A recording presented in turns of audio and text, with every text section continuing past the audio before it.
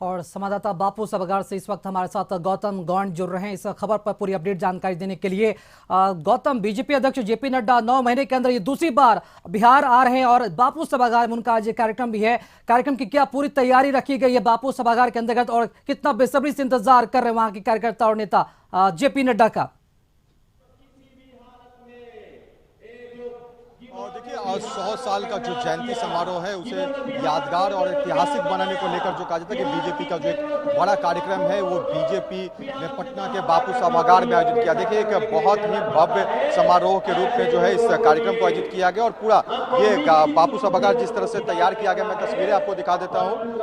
जो कहा जा सकता है कि किस तरह से मंच को सजाया गया, 100 साल का जो एक चिन्ह है वो भी फूलों से सजाया गया और कैलाशपति मिश्र जिन्होंने जो कहा जाता है कि जनसंघ को लेकर स्थापना के साथ जो कहा जाता है कि जो शुरुआती दौर से जुड़े रहे और बीजेपी को तिनके की तरह से जोड़कर जो है आज इस मुकाम पे पहुंचाया कि बीजेपी देश का नेतृत्व कर रही है। तो उस को लेकर जो है पार्टी के कार्यकर्ताओं में जो उनके प्रति जो सम्मान है वो तो यहाँ पर एक दिन के इस कार्यक्रम से देखिए मगर बीजेपी 1 महीने तक जो है उनके यानी जो पुण्यतिथि समारोह जो नवंबर में होने जा रहा है उस तक जो है ये पूरा कार्यक्रम चलाएगी। देखिए जो लोग आने वाले हैं जिसमें मुख्य अतिथि के रूप में जो है राष्ट्रीय अध्यक्ष जेपी नड्डा और बिहार प्रभारी विनोद तावड़े, तमाम लोग के लिए मंच पर बनाया गया है।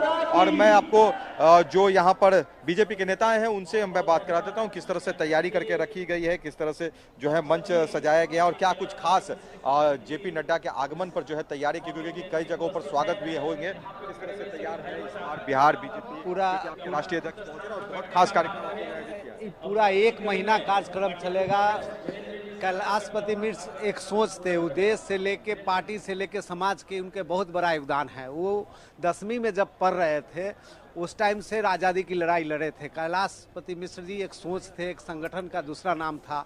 आज हमारे पार्टी के राष्ट्रीय अध्यक्ष जेपी नड्डा जी इस कार्यक्रम का शुभारंभ करने पटना के पावन धरती पर आ रहा है। भारतीय जनता पार्टी का पूरा परिवार उनका तहे दिल से बिहार बीजेपी के पूरे नेता कार्यकर्ता उनका स्वागत पटना की धरती पर करने जा रही है और कर रही है। देखिए हमारे साथ बीजेपी के मीडिया प्रभारी दानिश जी जो एक 24 जी गौतम, आप बने रहे हमारे साथ। हम अब रुक करेंगे अपने संवाददाता आशुतोष की तरफ जो इस वक्त पटना एयरपोर्ट पर मौजूद है जहां पर जेपी नड्डा की स्वागत की जो तैयारी है जोरों पर चल रही है।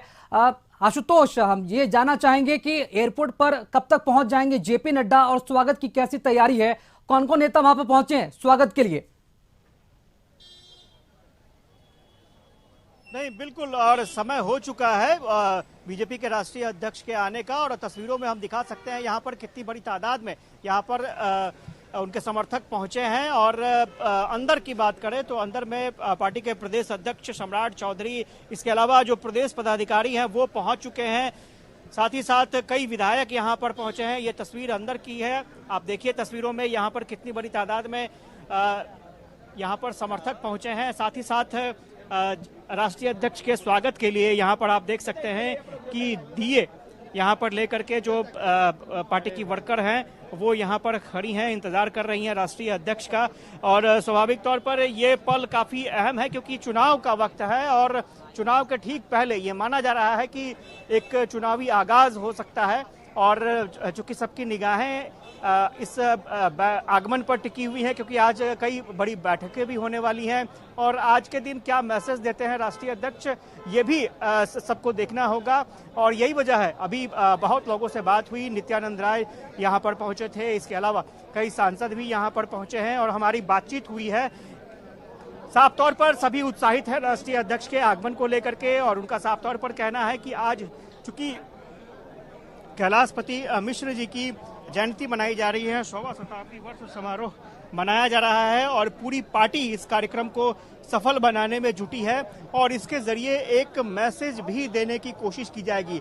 आपने देखा होगा कि कुछ दिन पहले यहाँ पर जाति आधारित गणना का सर्वे रिपोर्ट जारी हो गया है सरकार की तरफ से और उसके आधार पर यह माना जा रहा है कि इंडिया गठबंधन कहीं ना कहीं ये सोचती है कि इस आंकड़ों के हिसाब से वो लोग लीड ले सकते हैं। तो यहाँ पर मंत्र क्या होगा बीजेपी के राष्ट्रीय अध्यक्ष का, ये देखना होगा क्योंकि कास्ट बेस पर इस बार इंडिया गठबंधन ये चुनाव लड़ने जा रही है और इसकी पूरी पटकथा लिखी जा चुकी है। अब देखना होगा कि बीजेपी की क्या स्ट्रैटेजी होती है। बीजेपी ने साफ तौर पर यहाँ पर अपनी रणनीति जो जाति गणना के बाद जो हालात थे, प्रतिक्रियाएं आपने सुनी होगी, कई स्तर पर गड़बड़ी बताई जा रही है। यहाँ तक कि ये भी कहा जा रहा है कि सर्वे में जो आंकड़े हैं वो सही आंकड़े नहीं दिए गए हैं। पूर्व अध्यक्ष संजय जायसवाल बोल रहे थे कि 68 लाख ऐसे आंकड़े हैं जो कहीं ना कहीं संदिग्ध दिख रहे हैं। बहुत सारे नेताओं ने यह भी कहा कि जल्दबाजी में आंकड़े जारी कर दिए गए हैं। मंगल पांडे बता रहे थे कि जल्दबाजी में आंकड़े जारी किए गए हैं, यही वजह है कि हड़बड़ी में गड़बड़ी हो गई है। तो ये तमाम चीजें हैं और इसके आधार पर अपना आकलन भी बीजेपी कर रही है और कैसे जवाब दिया जाएगा, क्योंकि आज का दिन जवाब का ही दिन है। जी तो बिल्कुल बिल्कुल आशुतोष, आप नजर बना रखे, वापस आएंगे और अपडेट लेंगे कि वहां पर क्या कुछ गतिविधियां और कब तक जेपी नड्डा एयरपोर्ट पर पहुंचेंगे। फिलहाल जो अब रुक करेंगे संवाददाता गौतम के पास जो बापू सभागार में मौजूद है, वहां पर जो तमाम कार्यकर्ता और नेता है वहां पर बहुत ही बेसब्री से अपने नेता जेपी नड्डा का इंतजार करते नजर आ रहे हैं। पार्टी की तरफ से पूरी स्वागत की तैयारी कर ली गई है, जगह जगह पर उनका जो स्वागत है वो होना, और इसी के साथ साथ जो भव्य मंच है वो भी तैयार किया गया है पटना के बापू सभागार में। गौतम इस वक्त हमारे साथ जुड़े हुए। गौतम, अभी क्या अपडेट है, किस तरह की जो हलचल है वहां पर देखने को मिल रही है बापू सभागार में? क्या सभी पार्टी के नेता कार्यकर्ता जिनको आना था वहां पर पहुंच चुके हैं? और क्या लगता है कि लोकसभा चुनाव के मद्देनजर ये बहुत ही अहम दौरा माना जा रहा है बिहार का जेपी नड्डा की तरफ से? क्या लगता है पार्टी के नेताओं में जीत का मंत्र फूकेंगे और किस तरह की जो स्ट्रैटेजी है वो अपनाई जाएगी आज की बैठक में? देखिए, पार्टी के राष्ट्रीय अध्यक्ष हैं और जेपी नड्डा का जो एक राजनीतिक रूप से उनकी जो एक चर्चाओं, उनके छवि को लेकर की जाए तो वो जो कहा जाता है कि जिस तरह से दूसरी बार बीजेपी ने उन्हें मौका दिया, दूसरी बार जो उनका एक्सटेंशन किया गया राष्ट्रीय अध्यक्ष के रूप में, वो कहीं ना कहीं उनके काबिलियत पर जो है भरोसा है बीजेपी को। और बीजेपी आज जो है बिहार में जो अपनी बातों को रखेगी राष्ट्रीय अध्यक्ष के माध्यम से, वो कहीं ना कहीं 24 के लेकर संदेश देगा कि बिहार में जो राजनीतिक हलचल की बात करें तो जातीय जनगणना जिस तरह से जारी रिपोर्ट की गई उसको लेकर प्रधानमंत्री ने भी कहा कि गरीबों की जो एक पार्टी, गरीबों का जो एक जाति होता है वो एक बड़ा सवाल है और उस पर जो है उसे दूर करने के लिए जो है गरीबी खत्म करने के लिए बीजेपी जो है अपना काम कर रही है। हमारे साथ दानिश रिजवान बीजेपी प्रभारी है। दानिश जी, जेपी नड्डा आज पहुंच रहे हैं, कार्यक्रम जरूर श्रद्धेय जो है कैलाशपति मिश्र जी की 100वीं जयंती समारोह, मगर राजनीतिक गलियारों में चर्चा है कि 24 की तैयारी जिस तरह से बीजेपी कर रही है, एक बड़ा शंखनाद यहां से भी होगा। देखिए, निश्चित तौर पर बहुत ही कम समय बचा है चुनाव में और चुनाव आने वाला है, तो भारतीय जनता पार्टी की कोई भी गतिविधि होगी तो उसको आप मीडिया के बंधु जो है चुनाव से संबंध करके जोड़ेंगे। लेकिन आज जो है पूरी तौर से जो है कैलाशपति मिश्र जी की जो है हम लोग जन्म शताब्दी मनाने जा रहे हैं और ये पूरा 1 महीने तक चलेगा, क्योंकि इनका जो सपना था कैलाशपति मिश्र जी का, जो उनके राजनीतिक विचार थे वो ये थे कि बिहार के अंदर भारतीय जनता पार्टी पूर्ण बहुमत की सरकार बनाए, भारतीय जनता पार्टी का कोई कार्यकर्ता मुख्यमंत्री बने। उनके सपने को साकार करने के हम लोग बहुत नजदीक आ चुके हैं। 2025 में सम्राट चौधरी जी के नेतृत्व में भारतीय जनता पार्टी बिहार में पूर्ण बहुमत की सरकार बनाएगी, तो यही सबसे बड़ी श्रद्धांजलि होगी।